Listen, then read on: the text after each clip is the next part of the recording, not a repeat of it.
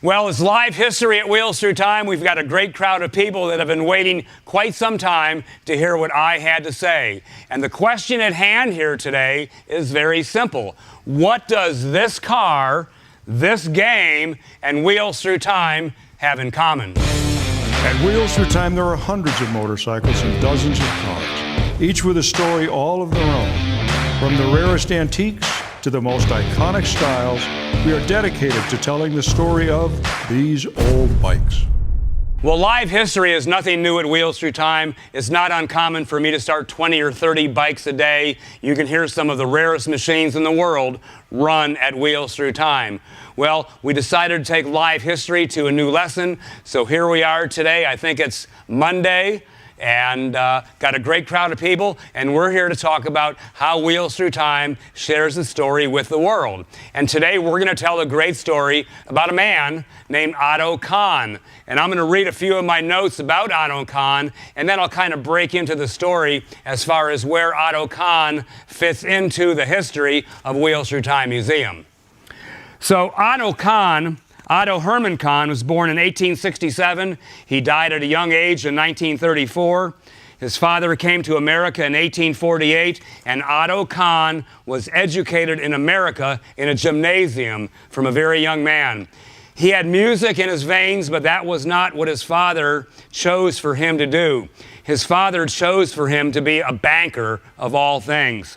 Interestingly, back in the day, I think people traveled to far and wide places differently than we do today. OTTO actually went back to London to study banking, I think in around 1907. And in 1919, he bought 443 acres on Long Island. Much of that property in 1919, with the primitive equipment that he had, he raised the dirt on his property over 20 feet so he could build his home that was called the OHEKA Castle. And the OHEKA Castle today is known as the second largest house in America, next to, of course, the Biltmore house in Asheville, North Carolina. During the time he was rebuilding the OHEKA Castle, he became known as the ablest man to reorganize railroads in the world, which made him an extremely rich man. His wealth was known throughout the world. He built a second home in Florida. He built a third home, I believe, in Manhattan, and that building still stands today, as does his Florida home and the OHEKA Castle. The OHEKA Castle has had a very interesting and sordid history, and I think today is used basically as some type of resort or something like that. But OTTO KAHN's vision to become a musician was passed on to his son, and his son became an extraordinary musician. He's very easy to read about. He was talented. They say by the age 12, he could play 17 different instruments. He also had a mind for mechanized machinery, and in 1934, his mind for mechanized machinery brought him to the Grumman Aircraft Company, and he actually became a test pilot for Grumman. He was well known throughout the world, and his mechanical abilities were well known throughout the world. OTTO KAHN himself went on in many mechanical ways. He had a ship built that was actually in later years the speediest ship really on the ocean. It was powered with, I think, 5 automobile engines of just huge size that it was made in Europe. In later years, Germany actually chose the ship of OTTO KAHN to pattern their torpedo ships after. So this family and all their brilliance really did a lot. The son and his musical talent went on to become very successful, but this is where the story comes to Wheels Through Time. The story that follows the story of OTTO KAHN here at Wheels Through Time is right here next to me. And if you haven't figured it out by now, ladies and gentlemen, this is the car that's on the Monopoly game, because OTTO KAHN is the man with the mustache on Monopoly. I get kind of emotional about this because the history lesson at Wheels Through Time many times goes layers and layers deep. When I heard about this car probably 4 years ago. I was actually filming the What's in the Barn show. And somehow I got a lead on this through another lead. And the fellow that owned the car told me the story that he had inherited this car from his father, who worked at the OHEKA Castle and maintenance and took care of all the upholstery, carpeting, etc. Well, that man knew all the ins and outs of the OHEKA Castle. So at some point when the possessions of Otto KAHN were spread to the world, this man bought this car at the auction of the OHEKA Castle. Now, my friend's name who sold me the car was Jason Rosenblatt. His father was the carpeting guy at the castle. A really interesting aspect of this story is that Rosenblatt inherited this car when he was like 4 years old. His father died shortly after. Now, Jason is probably 55 today, so he owned the car for 50 years. Why he chose to sell it to me is actually quite a mystery. But in doing my research about Otto KAHN and the car, I was able to find reference to the car. So it's always nice in being a curator of a museum to actually find tractable history on something that's part of this museum, whether it be a trophy or a piece of this airplane. In this showcases the entire life of the man who built this airplane. I can go on about that. I'll probably do another history lesson on that. But what I found in doing my research on the car was a story that was written by a musician, and KAHN was quite the entertainer. So it was not uncommon to have massive parties at his home. And then in later years, his son had parties at the home. Well, what I read was a story written by a musician about a party at the OHEKA Castle, and when he entered through the garage, it was filled with, quote, luxurious automobiles and small midget racing cars. And that's my only connection to this car and Otto KAHN, but I totally believe it's true. It took about 3 years probably for Jason to decide to finally sell me the car. It took another year for me to get it from somewhere in California near Lake Tahoe here, and a good friend of mine picked it up, and he shook his head because when you raise the hood on the car, that's the coolest thing in the car. The engine of this car is a Harley-Davidson engine. It's no ordinary Harley-Davidson engine. This is a 1928 Harley-Davidson twin cam engine. If any of you watched the Harleys and the Davidsons, the development of the twin cam engine was something that was very important. It was an engine they developed in around 1920 as a factory-built racing engine, and then in 28 and 29 they built about 2,000 of what's called the JDH, and they put that in a road model. There's actually probably a half a dozen JDHs here at Wheels Through Time, including that one. It looks kind of ratty, but that's a JDH. The JDH is easily identified by the cam cover, the side cover. The side cover, which is kind of shaped like a kidney, you can see it there, and you can see it there, is quite distinctive. I might put it this way. People that know old motorcycles and know the history of Harley-Davidson, when they see a two-cam, they're beside themselves. These bikes are so extremely rare. Engines themselves are likely worth, well, about as much as a car, a new, inexpensive car.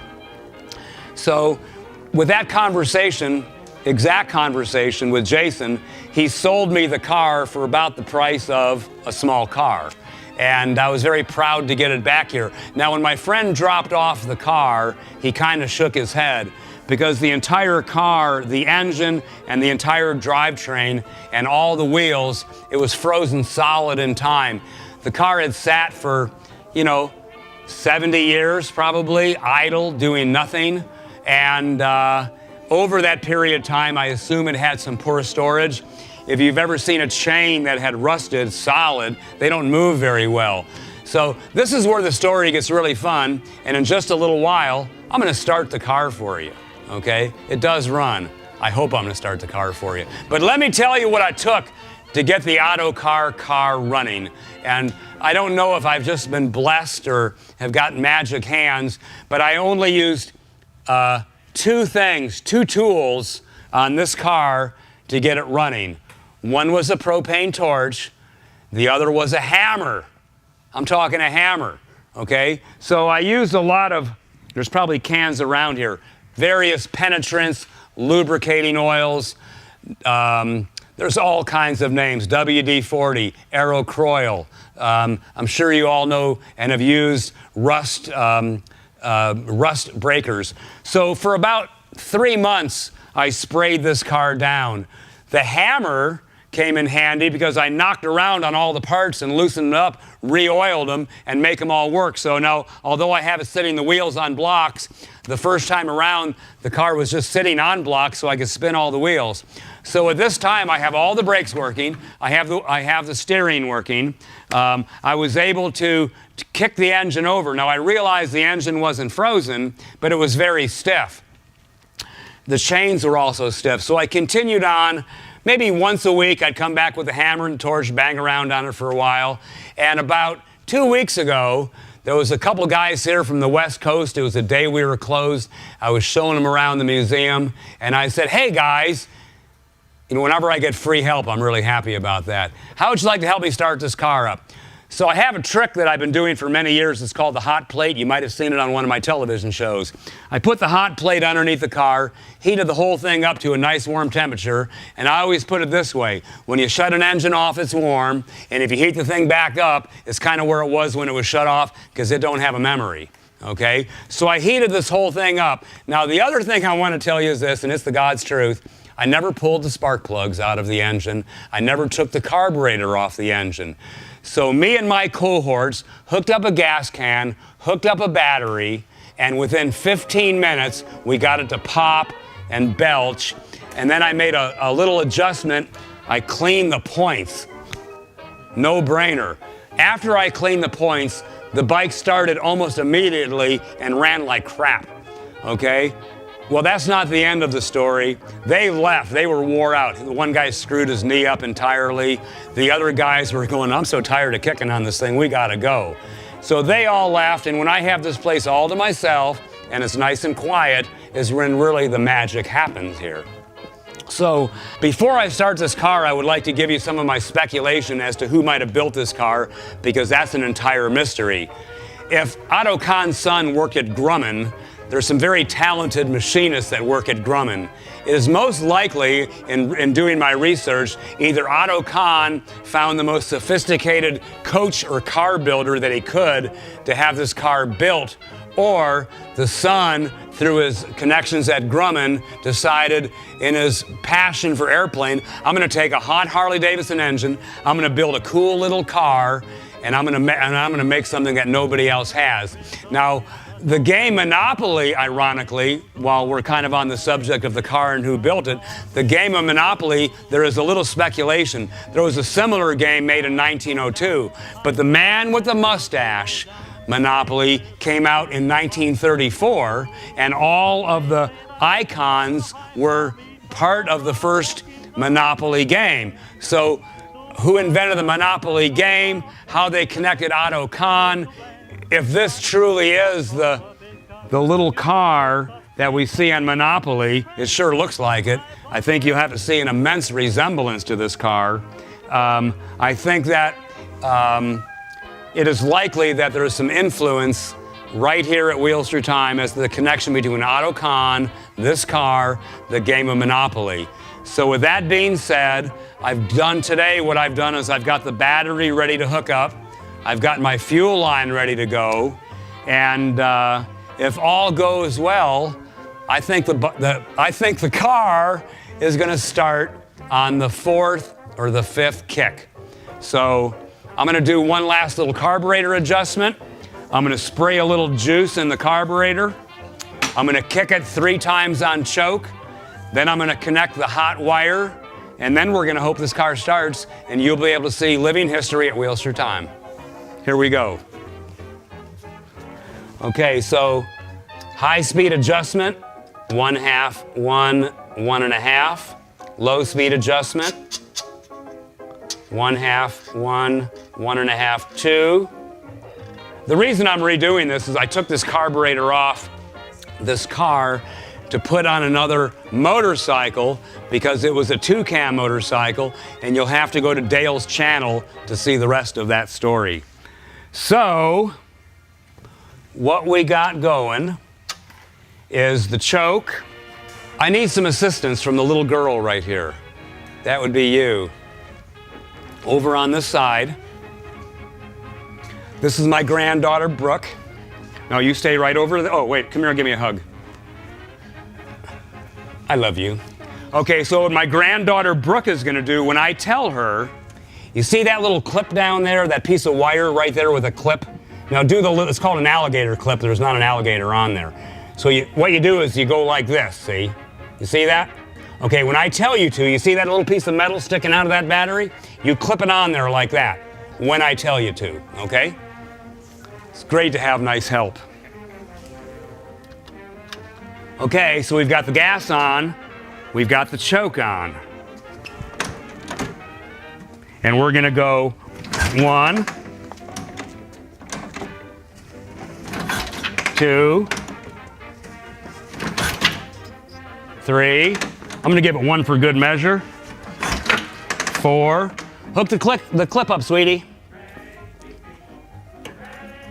We hooked up? Perfect.